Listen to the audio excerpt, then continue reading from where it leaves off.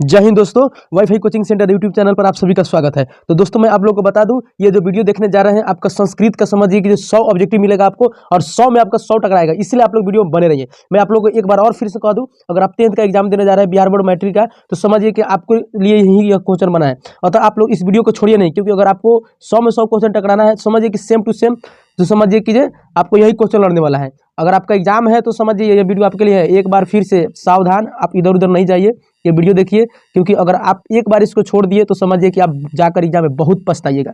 इसलिए आप इस वीडियो को पूरा देखिए और एक एक क्वेश्चन को देखिए किस प्रकार याद किया जाता है, बहुत ही ईजी है। आप चलिए, और मैं बता दूं, अगर आप चैनल पर नए हैं तो सबसे पहले चैनल को सब्सक्राइब कर लीजिए, क्योंकि इसी प्रकार VVI क्वेश्चन जो आपके एग्जाम में टकराने वाले सभी क्वेश्चन को मैं आपको यहीं पर करा दूंगा और आप एग्जाम में जाकर गर्दा उड़ा दीजिएगा। अतः आप दोस्तों से रिक्वेस्ट है कि चैनल को सब्सक्राइब कर लीजिए। आपको एनालिसिस हो चाहे किसी भी प्रकार के एजुकेशनल वीडियो आपको इसी पर देखने को मिलेगा। अतः आप लोग वीडियो को पहले सब्सक्राइब कर लीजिए और चैनल पर बने रहिए और वीडियो को देखिए, क्योंकि यही क्वेश्चन आपका संस्कृत में आने वाला है। तो टाइम नहीं गवाते हुए हम लोग स्टार्ट करते हैं। एक नंबर क्वेश्चन देखिए मेरे भाई, क्या बोल रहा है? अनोरण्यान महतो डैश डैश महिमान मात्मन मंत्र किस उपनिषद से संग्रहित है? तो ये किस उपनिषद से है? तो कठोपनिषद से। किससे है?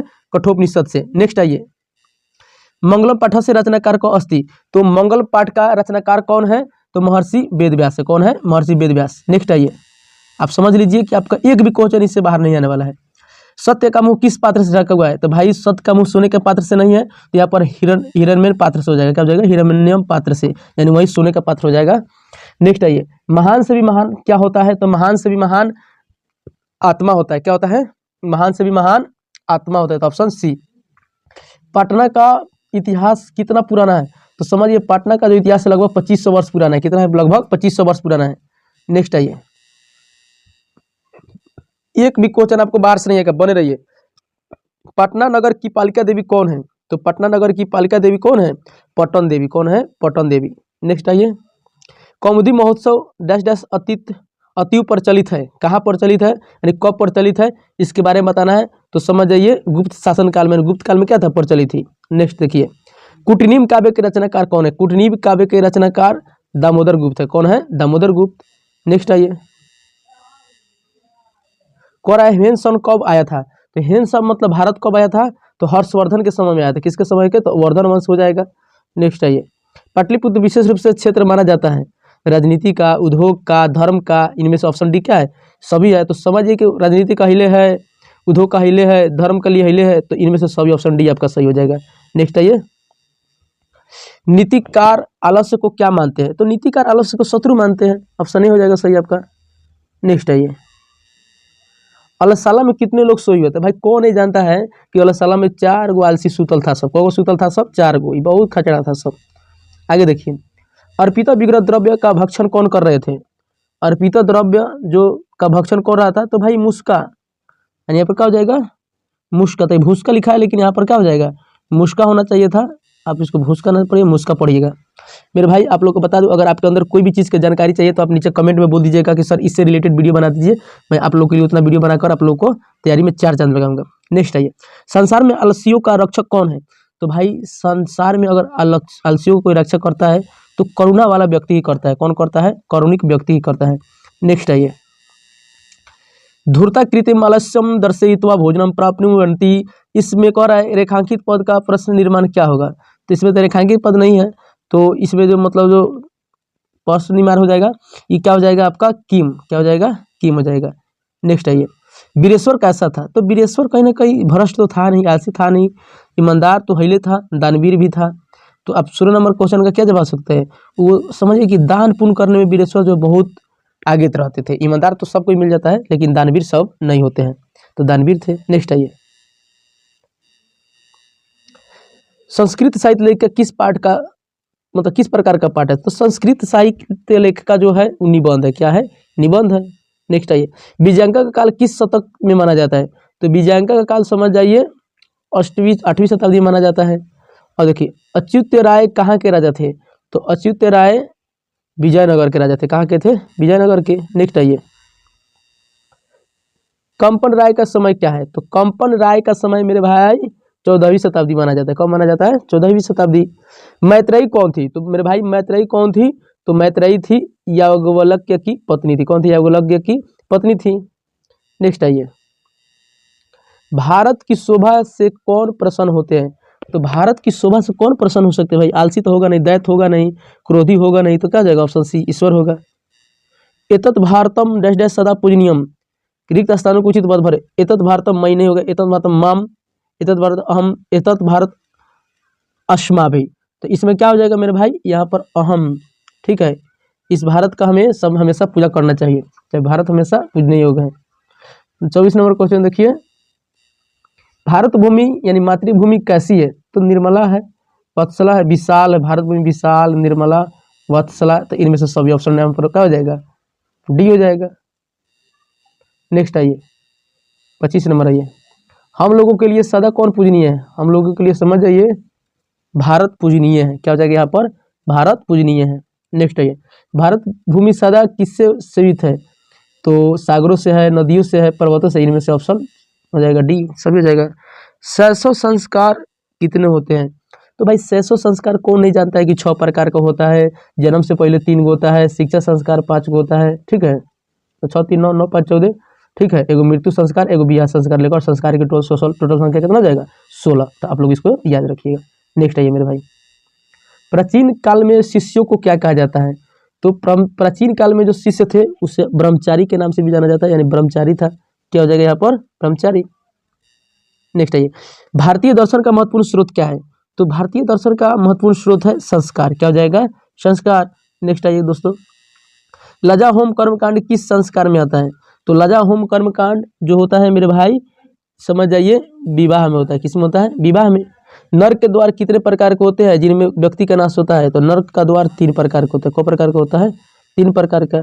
नेक्स्ट क्वेश्चन देखिए, आचार डैश डैश हंती, आचार, आचार किसको मारता है?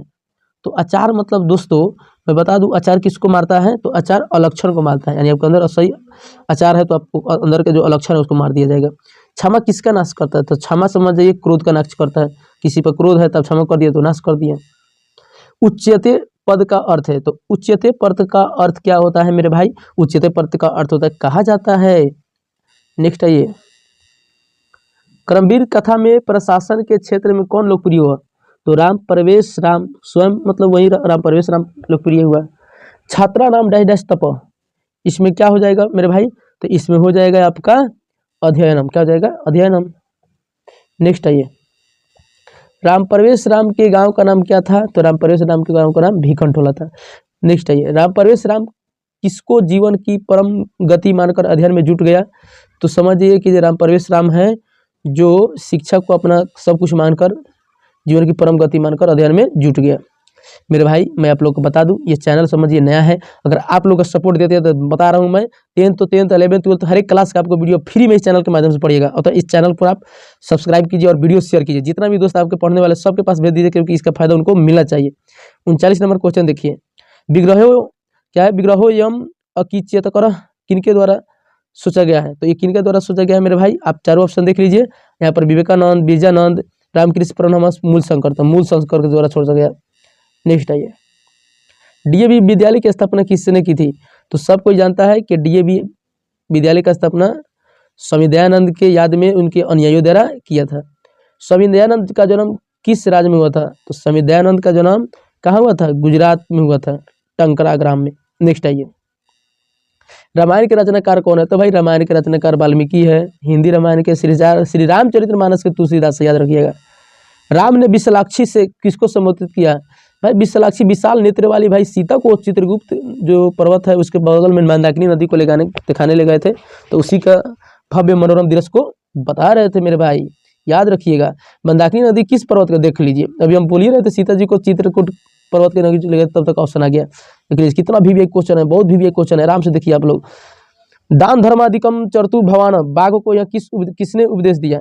मानी कौन है भाई? न धार्मिक वहां पर था, न ऋषि था, न विद्वान था, पथिक था। तो यहाँ पर क्या हो जाएगा मेरे भाई? यहाँ पर सोचिए, दान धर्माधिकम चरतु भवान, ठीक है, तो यह उपदेश किसने दिया?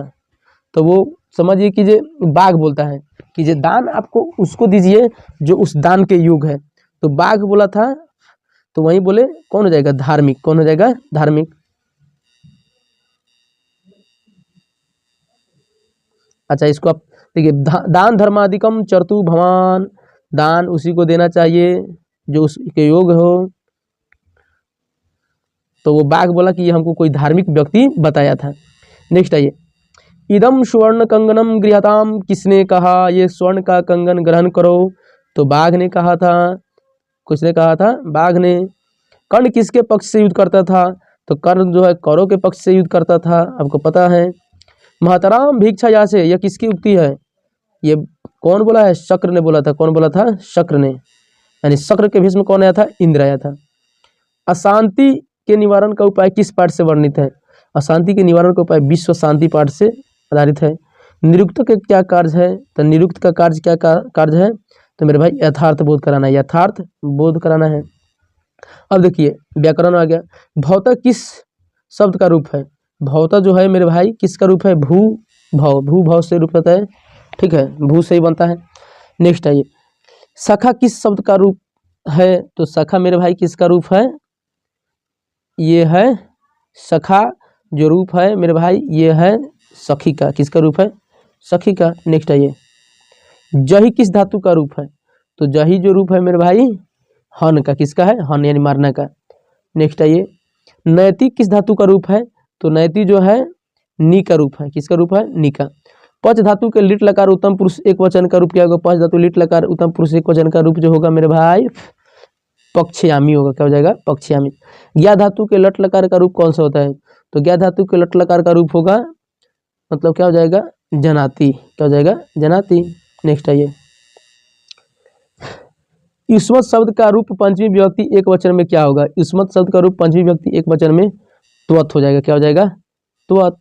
राजसु में कौन सी विभक्ति है? तो राजसी में जो विभक्ति है वह है सप्तमी। क्या हो जाएगा? सप्तमी। निर्धारण में कौन सी विभक्ति है? तो निर्धारण में कौन विभक्ति है? समझ जाइए, षष्ठी और सप्तमी दोनों है। निर्धारण में कौन सी विभक्ति है? षष्ठी और सप्तमी दोनों करके आता है।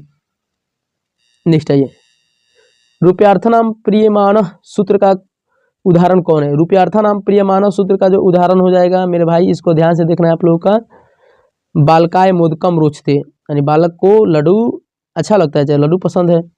संबोधने च सूत्र से प्रथमा विभक्ति किस वाक्य से? संबोधने च सूत्र से। तो संबोधन सूत्र से हम लोग को देखना है तो क्या हो जाएगा? संबोधन हे अहो अजियर होता है, तो हे मोहना पुस्तकम पठम, पुस्तक पढ़ो। नेक्स्ट आइए, कौन क्रिया के संपादन में स्वतंत्र होता है?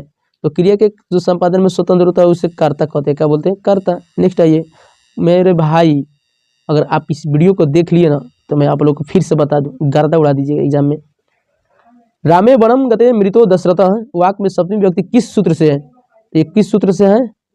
समझ, यश च भावने भाव लक्षणम। नेक्स्ट आइए मेरे भाई, परित अव्यय के योग में कौन सी विभक्ति होती है? परित अव्यय के योग में कौन सी विभक्ति होती है? द्वितीय होती है। कौन होती है? द्वितीय। नेक्स्ट आइए, धारेरुतमर्म, धारेरुतमरन सूत्र का उदाहरण कौन है? तो इस सूत्र का जो उदाहरण हो जाएगा मेरे भाई त्वम महासतम धारयसी, त्वम महासतम धारयसी। अपवर्गे तृतीय सूत्र किस वाक्य में तृतीय विभक्ति हुई है? तो किस वाक्य में तृतीय विभक्ति हुई है? तो आप समझिए, सयोजन कथाम समाप्तन। तो इसमें जो तृतीय विभक्ति आपको देखना है बालकेन तयोजनेन, बालकेन तयोजनेन, ये को पकड़िए और सबको यदि कीजिए। नेक्स्ट आइए मेरे भाई, भित्राथर्णानम भय हेतु सूत्र का उदाहरण कौन सा है? तो इस सूत्र का जो उदाहरण हो जाएगा मेरे भाई बालह सर्पात विवेति, यानी बालक सर्पात विवेति, लड़का जो है सांप से डरता है। संभोता पद में कौन सा उपसर्ग है?